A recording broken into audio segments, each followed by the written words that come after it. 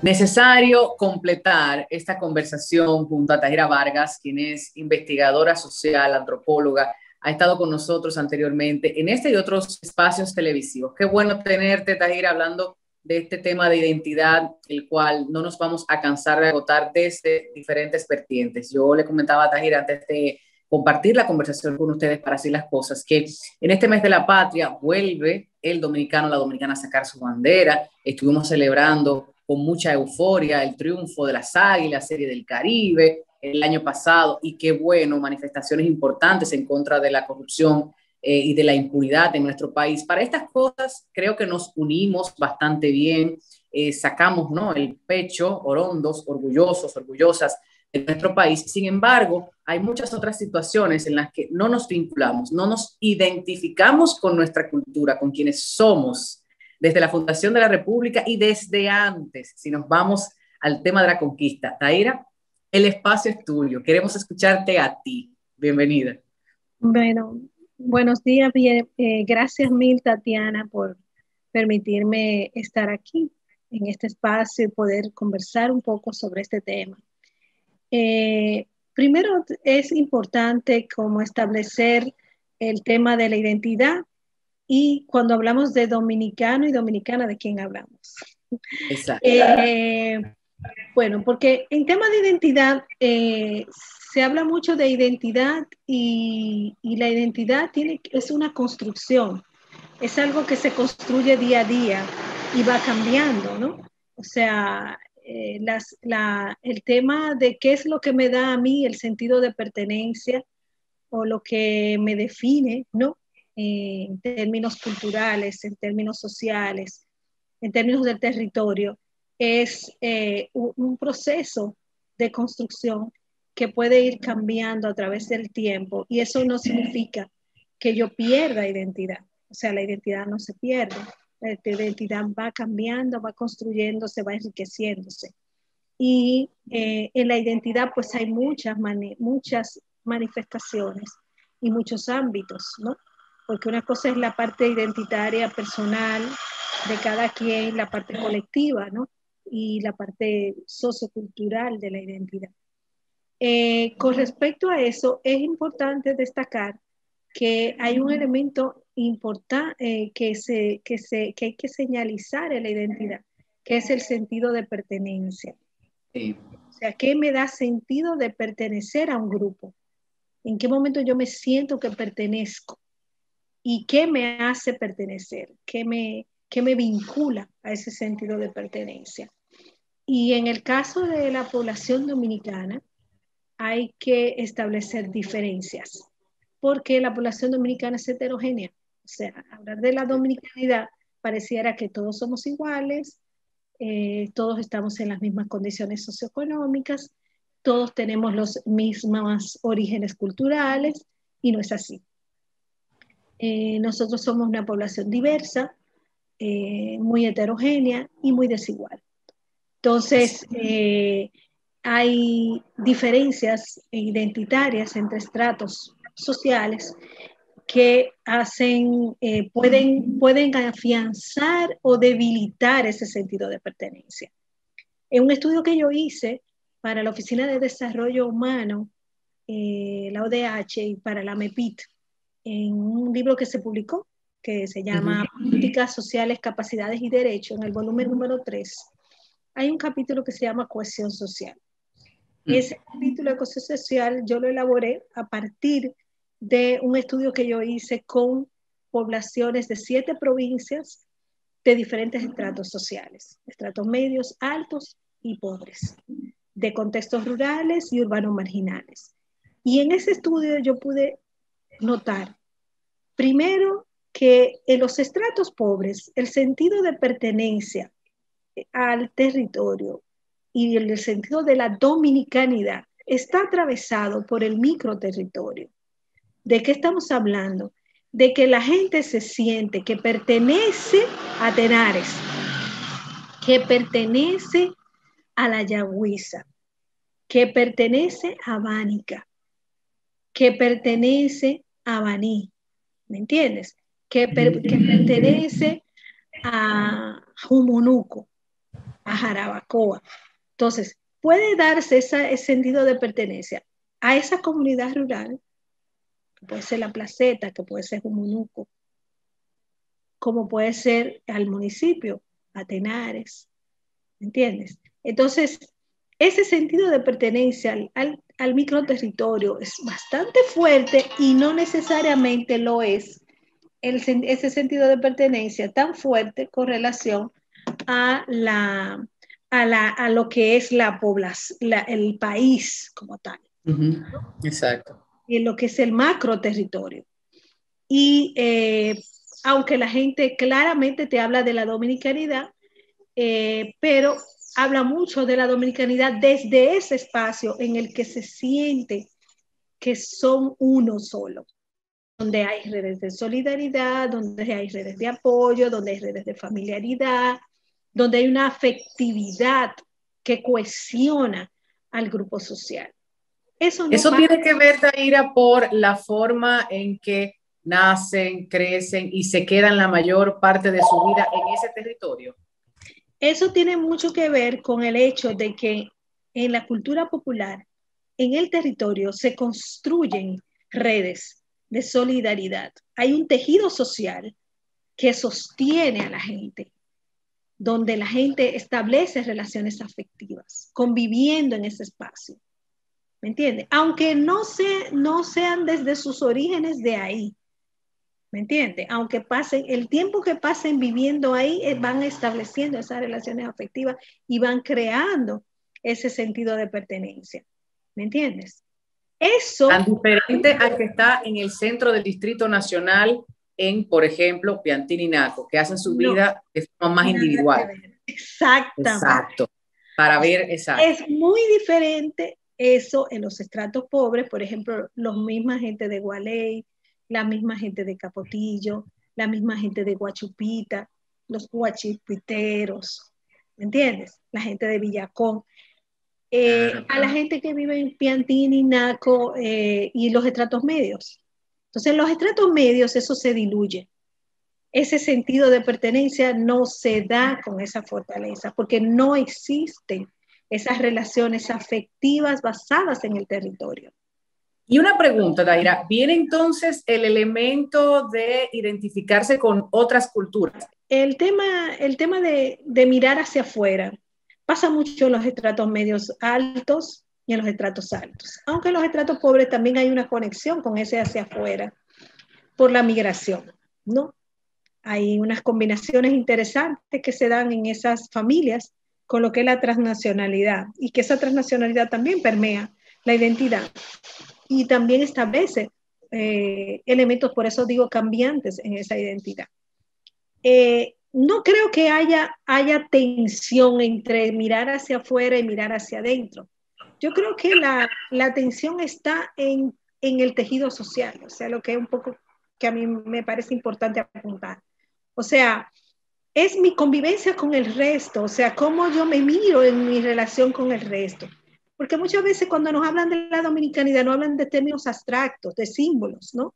El símbolo de la bandera, puedes poner tú la bandera que tú quieras, pero eso significa que tú eres realmente, tienes una identidad dominicana cuando tú no te relacionas con tu vecino. Cuando tú ni siquiera... Importantísimo eso que dices, claro. O sea, yo estoy poniendo bandera, el vecino pone bandera de otra vecina, pero no me importa que a la vecina le entre a golpe el marido, ¿me entiendes? O no me importa que por ahí cerca de casa hay una persona que se está muriendo de hambre y no ha comido, que hay alguien que está enfermo y que está grave y que no tiene con qué comprar la medicina. Eso no pasa en los barrios, eso no pasa en una comunidad rural. La gente... Si hay un enfermo, todo el mundo está buscando la manera de ayudar a ese enfermo. ¿Me entiendes? Que ese valor solidario, del cual siempre se habla como asunto importante a destacar de nuestra cultura, no se da en todos los sectores. Exactamente. Es lo que tú estás Sin embargo, apuntando. tú puedes encontrar en esos barrios que la gente no ponga bandera. ¿Me entiendes? Ni te habla de Juan Pablo Duarte, ni está en la discusión jurídica sobre soberanía.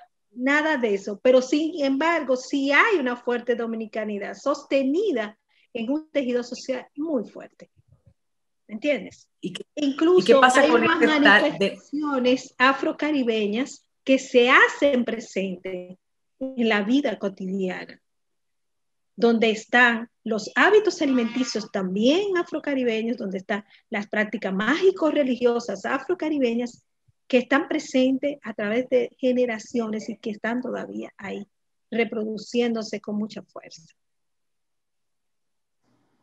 Y ¿Qué eso sí pasa se con da. esa población que está constantemente criticando la cultura dominicana, el comportamiento del dominicano, la forma de expresarse, de vestir, de alimentarse, la música que escucha, esas prácticas que tú estás refiriendo que son mayoritarias? O sea, no estamos hablando de un grupito. La mayoría del el pueblo dominicano quienes somos, está acudiendo a estas fiestas y tiene estas creencias y estos valores mágicos religiosos, que lo hemos hablado aquí en Así las Cosas. Entonces, ¿qué pasa? Pudiéramos inscribir a ese grupo de personas en minoría, verdaderamente, Taira. Exactamente, es una minoría que tiene un rechazo, pero ese rechazo está vinculado a los sectores dominantes, a las élites. Es una sociedad donde a través del tiempo las élites dominantes que han estado en el poder niegan la dominicanidad con el discurso de la dominicanidad. O sea, yo construyo Es paradójico eso. totalmente un discurso de dominicanidad que niega la verdadera dominicanidad, porque la rechaza. Rechaza lo que es la Lo he cultura. escuchado siempre de los carnavaleros, Taira. Siempre lo he escuchado. Esa queja, esa denuncia, esa crítica. Es así, porque hay esa negación. O sea, fíjate que nos enseñan todo lo que tiene que ver con Europa, pero no nos enseñan África. No nos enseñan nuestras raíces afrocaribeñas. No nos ese discurso de las élites dominantes ha sido un discurso a propósito para debilitar la dominicanidad, para debilitar la relación y la interacción social que se da al interior del país. ¿Eh? Entonces, claro, lamentablemente son gente que es un grupo que ha estado en el poder y que es el que ha tomado las decisiones y que ha elaborado las políticas públicas. Por eso las políticas públicas nuestras están ausentes de nuestras verdaderas raíces. Están Ojo con totalmente eso. a la espalda de lo que es la verdadera cultura dominicana en los sectores populares. Totalmente a la espalda. Y con un Y lo discurso. peligroso de eso, Taira, lo digo desde los medios de comunicación, ahora que vimos todo este esfuerzo estatal por educar a través precisamente de los medios de comunicación, producto de la pandemia, lo peligroso es que son personas, hombres y mujeres, que toman las decisiones, manejan los presupuestos en los diferentes ministerios, establecen las políticas públicas, como bien tú estás señalando, y eso es lo que se lleva a las diferentes generaciones. Entonces, tú y yo podemos tener la discusión, pero no tenemos injerencia, no tenemos decisión de hacia dónde debe ir esa enseñanza de nuestra cultura, de nuestra identidad. A veces pudiera parecer el pleito del huevo. Sin embargo, pienso yo que se ha ido tomando un poquito más de conciencia. No sé tú como investigadora si has visto un poco más de apertura, desarrollo, conciencia en ese aspecto de nuestra verdadera identidad, nuestra verdadera dominicanidad.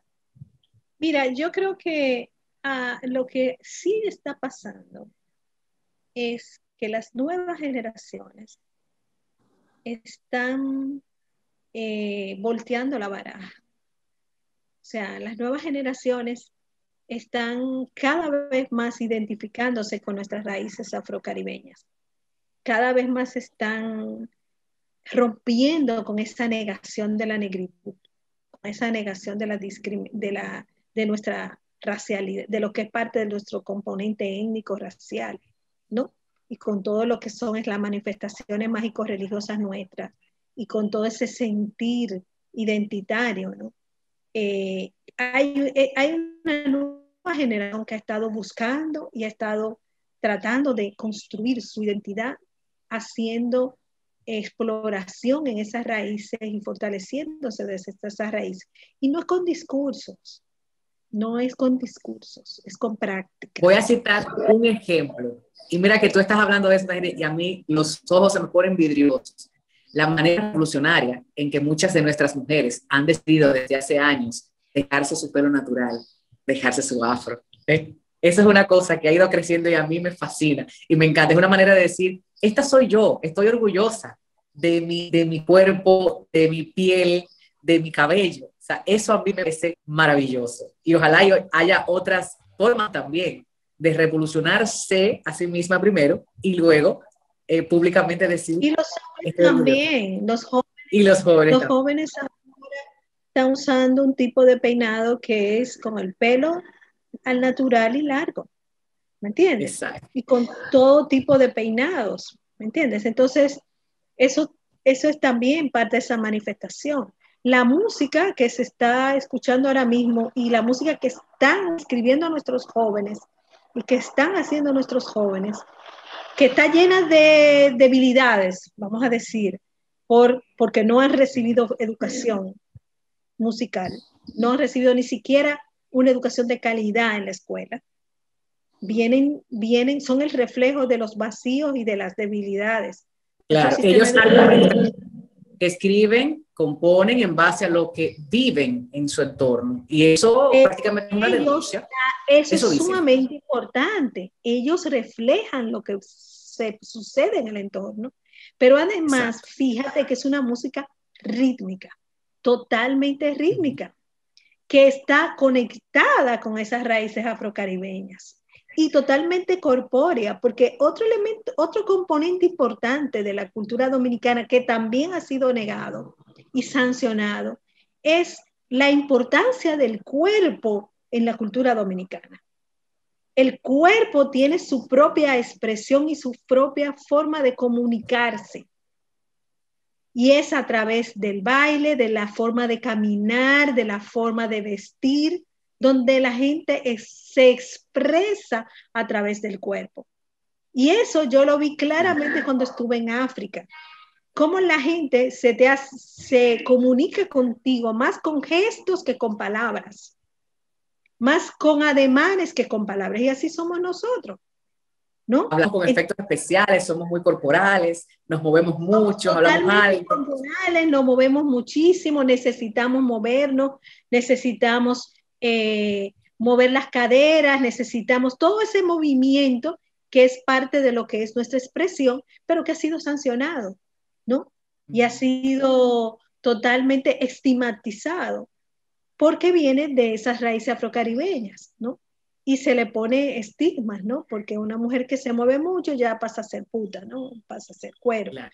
¿Entiendes? O sea, entra todo ese juego de tratar de ponerle una barrera a esa conexión que se da, pero que esta generación la está acentuando grandemente, ¿no? En ese sentido, y está mostrando todo ese deseo y esa demanda de libertad y de romper con esas barreras en su relación con su propio cuerpo, y que se le hace difícil a la perspectiva adultocéntrica entenderlo, ¿no? Claro, siempre ha existido también la preocupación, Tahira, de que desde la academia se discuta, desde la investigación estén ahí todos los documentos que avalan lo que magistralmente tú estás exponiendo. Pero ¿qué pasa con esos oídos sordos? ¿Cómo podemos seguir insistiendo en que estas cuestiones lleguen a las políticas públicas, llegue al Estado, a los gobernantes, a las municipalidades? No tiene que ser el presidente de la República. O sea, hay cosas transversales que se pueden adoptar mañana y en muchas ocasiones es una persona la que decide, la que niega, la que deja eso ahí de lado para luego, para después. ¿Qué podemos hacer entonces quienes estamos de este lado, ocupándonos en que al menos se toque el tema, se siga investigando, haya un mayor conciencia colectiva en estos aspectos?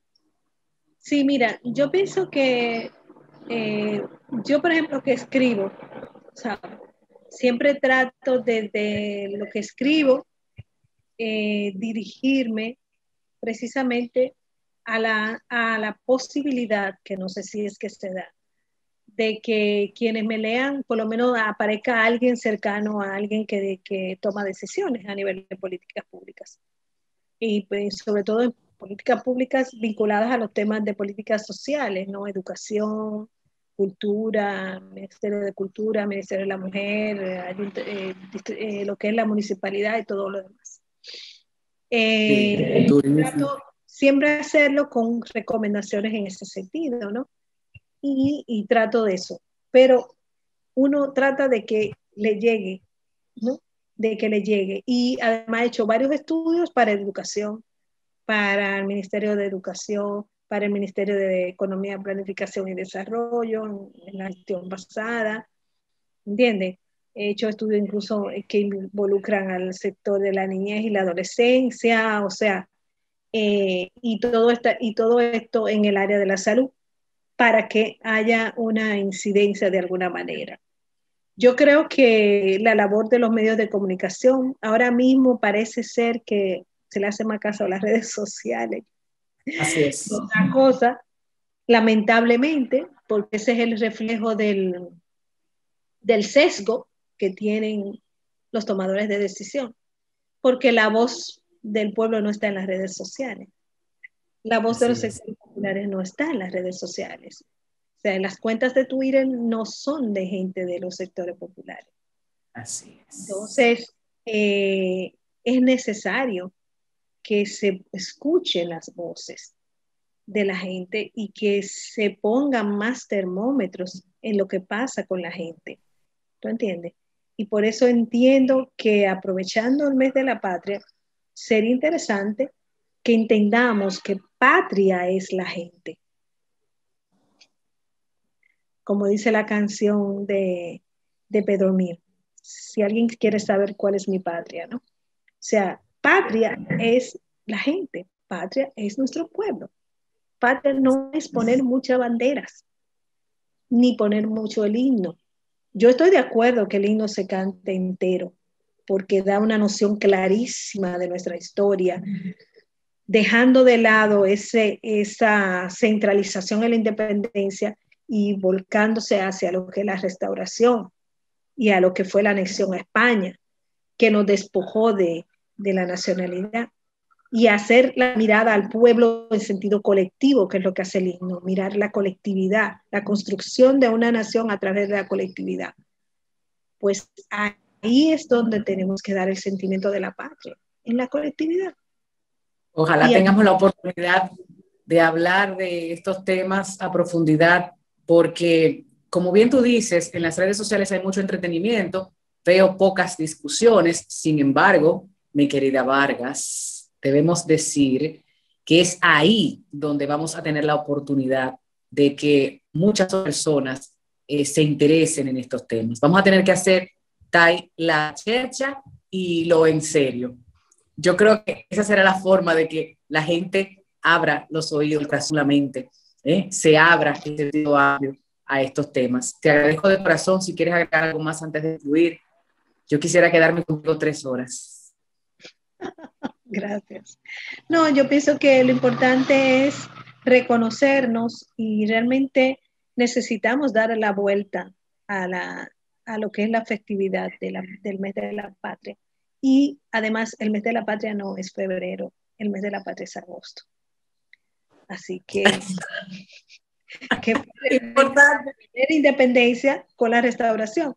Porque si a los 20 años ya estábamos anexados a España, dime. O sea, la verdadera independencia fue esa. Y fue una independencia que implicó al pueblo completo. Entonces, en mi edad adulta valoré muchísimo más con los murales de la Zanetti ahí en Santiago de los Caballeros, en el monumento de la restauración. Cuando vi todo aquello dije, no, es que esta es la verdadera independencia, como bien tú dices. Esta es más valiosa que el 27 de febrero de 1944, indiscutiblemente. Por eso también hay que seguirlo comentando con la gente para que valoren, al igual como tú lo expresas. Mi querida Dai Vargas, yo le doy bastante confianza. Un abrazo para ti, gracias por tu tiempo. Gracias a ti, de verdad. Estamos conversando y aportando hasta que nos dejen salir. Esto está muy duro.